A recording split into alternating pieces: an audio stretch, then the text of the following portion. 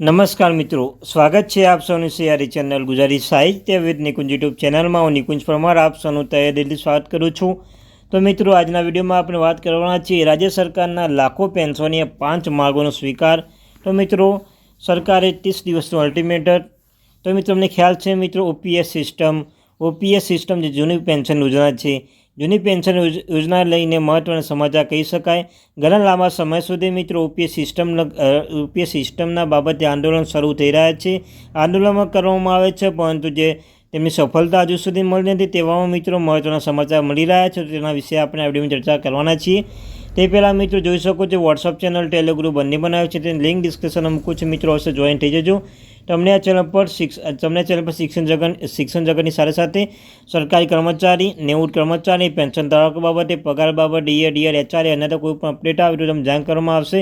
તો channel subscribe કરી bell icon button દબાવવાનું ભૂલશો નહીં. તો ચાલો વિદ્યાર્થી મિત્રો, વધારે સમયને બગાડતા આ વિડીયોની શરૂઆત કરું છું. તો મિત્રો, શૈક્ષણિક સમિતિનું સરકાર અલ્ટિમેટ આપ્યું છે. તમને ખ્યાલ છે મિત્રો, ગુજરાત રાજ્ય શૈક્ષણિક સંઘ દ્વારા સમિતિ દ્વારા જૂની પેન્શન યોજના દ્વારા 5 પ્રશ્નો લઈને હજુ સુધી ઠરાવમાં કરવામાં ન આવતા પત્ર લખીને એક માસનું અલ્ટિમેટમ આપ્યું છે. 5 મુદ્દાઓની ઠરાવ બહાર પાડવા માટે એક સમય આપવામાં આવ્યો છે. જો સરકાર દ્વારા ઠરાવ બહાર નહીં આવે તો આંદોલનની ફરી એકવાર જૂની પેન્શન યોજના મુદ્દે શૈક્ષણિક સંકલન સમિતિ આક્રમક બનવા મૂડમાં છે. ગુજરાત રાજ્ય શૈક્ષણિક સંઘના સંકલન સમિતિ દ્વારા પડતર પ્રશ્નો અંગે હજુ સુધી ઠરાવ કરવામાં ન આવતા મુખ્યમંત્રીને પત્ર લખ્યું છે. અગાઉના સંકલન સમિતિ દ્વારા પડતર પ્રશ્નોને લઈને આંદોલન કરવામાં આવ્યું હતું, જેથી જે તે વખતે સરકાર દ્વારા સંકલન સમિતિના પ્રશ્નોનો સ્વીકાર કરવામાં આવ્યો હતો અને ટૂંક સમયમાં ઠરાવ બહાર પાડવામાં આવશે તેવી બાંયધરી આપવામાં આવી હતી.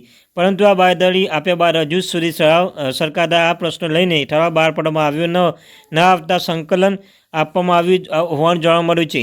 શૈક્ષણિક સંકલન સમિતિ દ્વારા રાજ્યના મુખ્યમંત્રી પત્ર લખી કરેલા રજૂઆતમાં જણાવ્યું છે કે રાજ્ય સરકાર દ્વારા ગુજરાત વિધાનસભા સામાન્ય ચૂંટણી 2022 પહેલાં સંકલન સમિતિના વિવિધ 5 જેટલા પ્રશ્નો સ્વીકાર કરી જાહેરાત કરવામાં આવેલી હતી, જેને 2 વર્ષો જેટલા સમય વીતી ગયો છે. હોવા છતાં આજ દિન સુધી પરિપત્ર ઠરાવ થયેલો નથી.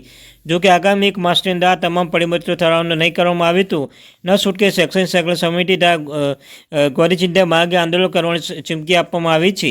સંકલન સમિતિ દ્વારા પોતાની પ્રશ્નો અંગે હજુ સુધી સરકારે સુપરત કરી છે, જેમાં 2005 પહેલાં નિમણૂક પામેલી જૂની પેન્શન યોજના સમાવેશ હજુ સુધી ઠરાવ કરવામાં આવ્યો નથી. ઉપરાંત નવા નિમાયેલા આચાર્યના વિભાગ 5 જાન્યુઆરી મુજબ વિજાપુર લાભ આપવામાં યોજના માટે વાળા કર્મચારીનો સમય 150 બદલે 300 જીપીએફ વાળા કર્મચારી રોકડ રૂપાના સારામાં આવતી વખતે નિભાવ ગ્રાન્ટે કઈ માસિક ₹3000 કરતાં તેમાં સારામાં અને પટાવાળ ખાલી જગ્યાઓ કાયમી ભરતી કરવાના પ્રશ્નો પર એ પણ જોવા મળી રહ્યા છે. તો મિત્રો, ફરી 1 માસનો સમય આપ્યો છે, નહીં તો ફિર મિત્રો આંદોલન શરૂ કરવામાં શૈક્ષણિક સંઘ દ્વારા. તો મિત્રો, આ હતી અપડેટ.